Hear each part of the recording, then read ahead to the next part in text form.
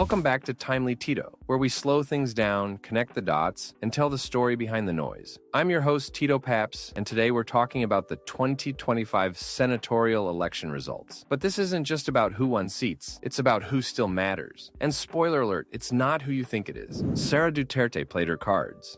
She endorsed candidates. She tried to activate her base. She showed up with confidence.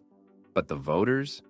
They showed her the door. Let's be honest. Sara Duterte didn't just lose this election. She lost her grip on reality. In Bohol, every single candidate she backed lost. In Cagayan, her party, PDP Laban, wiped out. Even in Mindanao, her own stronghold, the numbers were shaky. The voters heard her message, saw her endorsements, and simply walked away. This wasn't just political defeat. This was a clear signal. Her influence is no longer converting into results. Now sure, Senator Bong Go made it. But let's clear something up. He didn't win because of Duterte. He won because of the Malasakit Centers, his initiative. People remember the help. They remember the hospitals. They remember that Bong Go showed up, not just during campaigns, but in between them. In short, he built credibility on his own. And notice, he never loudly tied his comeback to Sara. It wasn't a Duterte win. It was his own survival story. While Sara was making noise, President Bongbong Marcos moved differently. No drama, no fanfare, just quiet strategic work. And it paid off. Lakas-CMD, under Speaker Martin Romualdez, is now projected to strengthen Marcos's influence in the House. And in the Senate, the realignment is starting.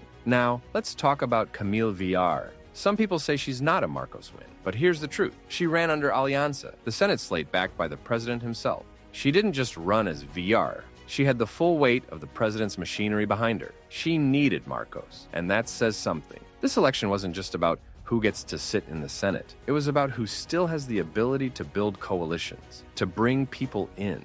And Sara, she's stuck. She can't bring in the liberals. She's losing her loyalists. Even her allies are distancing themselves. It's not about whether she still has fans. It's about whether she can move people. And clearly, she can't. She tried to play kingmaker. But in this game, no one's following her lead. Let's not sugarcoat it. The Duterte brand is fading. For years, the name Duterte carried weight. But now, it doesn't open doors. It doesn't inspire votes. It doesn't build coalitions. Sara isolated herself from everyone. Allies, opposition, the middle. Even her father's fiercest defenders are quiet. And that isolation, it's political death. No one wins elections alone, not even a Duterte. Meanwhile, President Marcos didn't try to win everything. He focused on building enough support, enough credibility, enough stability, enough trust. This isn't about showmanship. It's about presence.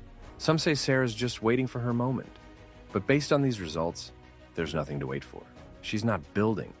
She's not expanding. She's destroying herself and her own name. And the voters? They've moved on. They don't believe a person who doesn't care. Sara Duterte wanted to lead, but Marcos actually did. He proved it continuously. I'm Tito Paps, and this is TimelyTito, where we don't just chase headlines and credible people.